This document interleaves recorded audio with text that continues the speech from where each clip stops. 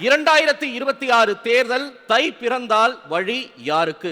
நிகழ்ச்சியின் முதல் பேச்சாளராக அரசியல் விமர்சகர் திரு எஸ் ஸ்ரீராம் அவர்களை பேசுமாறு அன்போடு அழைக்கிறேன். தம்பி, ஆக்சுவலா தை பிறந்தாச்சு, வழியும் பிறந்தாச்சு. தேசிய ஜனநாயக கூட்டணி எடப்பாடி அவர்களுடைய தலைமையில் ஆட்சி அமைய போவது உறுதி. திராவிட மாடல் முடிய போவது உறுதி. 4.5 வருஷம் பட்ட கஷ்டங்கள், பட்ட வேதனைகள், மக்கள் இருக்கும் ஒரு விரக்தியில் நிச்சயமாக இந்த தை திருநாள் முடிந்து எப்படா எலெக்ஷன் வரும், எப்படா நம்ம ஆட்சியை மாற்றுவோம் என்று தான் வெயிட் பண்ணி கொண்டிருக்காங்க. நீங்கள் அதை பாருங்கள். இன்னொன்று, அதிமுக பாஜக கூட்டணியில் ஆட்களே இல்லைன்னு சொன்னவங்க இன்னைக்கு அதிமுக பாஜக கூட்டணி வேகம் எப்படி இருக்குன்னு பாருங்க. இண்டி கூட்டணியில் பிரச்சனைகள் எங்கெல்லாம் இருக்குன்னு பாருங்க.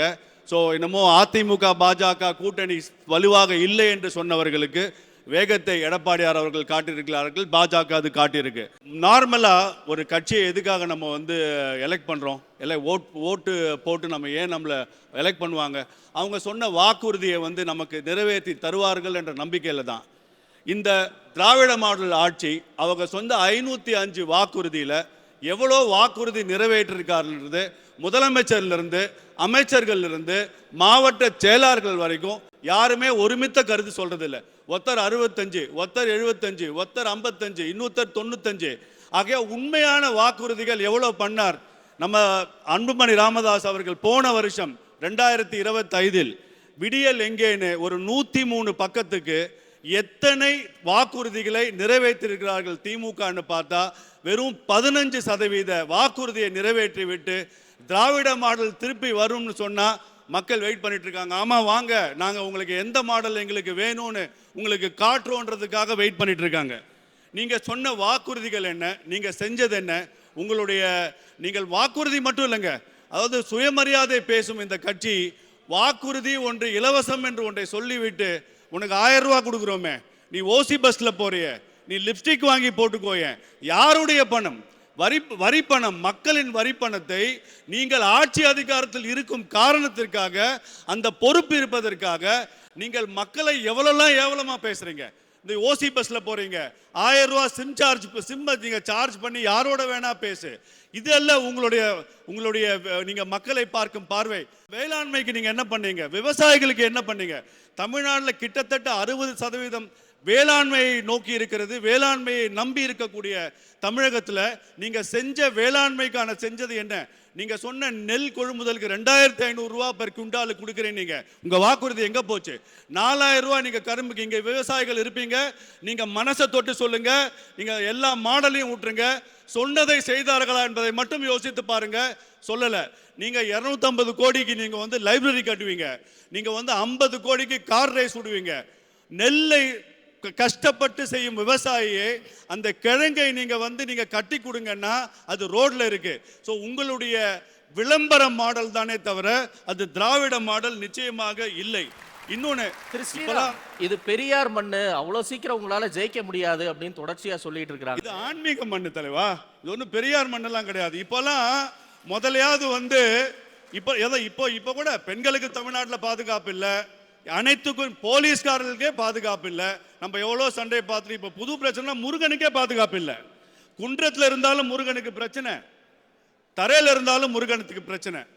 அதாவது ஒரு நீதிமன்ற தீர்ப்பை ஏற்பதற்கு மறுக்கக்கூடிய ஒரு ஆட்சி, அதே நீதிமன்றம் ஒரு தீர்ப்பை கொடுப்பதற்கு முன்னாடி கோவில் எடுக்கிறதுனா அவங்களுக்கு ரொம்ப பிடிச்ச விஷயங்க.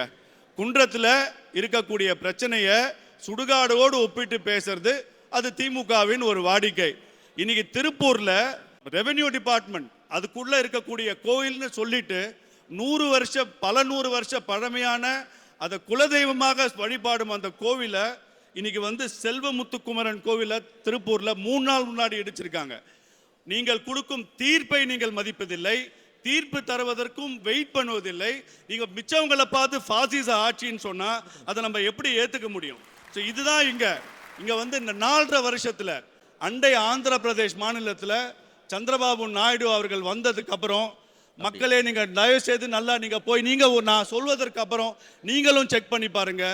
கிட்டத்தட்ட 20 லட்சம் கோடி அந்த மாநிலத்திற்கு முதலீடாக வந்திருக்கு. அப்ப அந்த மாநிலம் எங்கே போய் கொண்டிருக்கிறது பாருங்க. இங்க எவ்வளவு வந்திருக்கு? 4.5 வருஷத்துல நீங்க எவ்வளவு முதலீட்டை எடுத்துட்டு வந்தீங்க? எவ்வளவு வேலை வாய்ப்பை நீங்க உருவாக்கி கொடுத்தீங்க? 3 லட்சம் வேலை வாய்ப்பு உருவாக்குவோம்னு சொன்னீங்க. நீங்க இது வரைக்கும் எடுத்தது வெறும் 55,000 பேர் எடுத்திருக்கீங்க. அதுல 15,000 பேர்த்து நீங்க வந்து டெம்பரவரி ஆட்களா எடுத்திருக்கீங்க.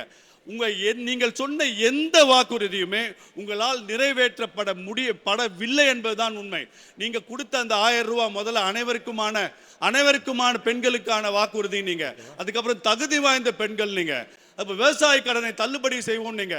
12,000 கோடி விவசாய கடன் தள்ளுபடி, அதுல சொற்பமா நீங்க தள்ளுபடியை பண்ணீங்க. நகை கடனை தள்ளுபடி பண்ணுவோம்னு சொன்னீங்க. உங்கள் தள்ளுபடிக்கு மக்கள் வந்து உங்களுக்கு போட்ட வாக்குக்கு நீங்கள் அவர்கள் திருப்பி கொடுத்தது மக்களை நீங்கள் தள்ளுபடி செய்தீர்களே தவிர நீங்கள் சொன்ன வாக்குறுதியை நீங்கள் தள்ளுபடி செய்யவில்லை என்பதுதான் நிதர்சன உண்மை. நான் ஒரே விதம், நீங்க வந்து நம்ம வந்து அடிக்கடி நம்ம வந்து யூபியை வந்து நம்ம பார்த்து கிண்டல் பண்ணுவோம். யூபின்னு பார்த்து அந்த நீங்க சமூக வலைதளத்தில் திருப்பி நீங்க நல்லா போய் பாருங்க.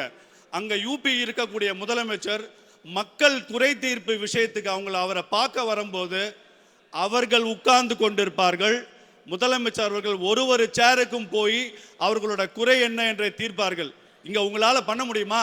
இங்க முதலமைச்சர் உட்கார்ந்து இல்ல நீங்க உட்கார்ந்து உங்க முதலமைச்சர் நீங்கள் சொல்வதை கேட்பாரா? அதுதான் திராவிட மாடல். திராவிட மாடல் என்பது சர்வாதிகாரத்தின் உச்சம்.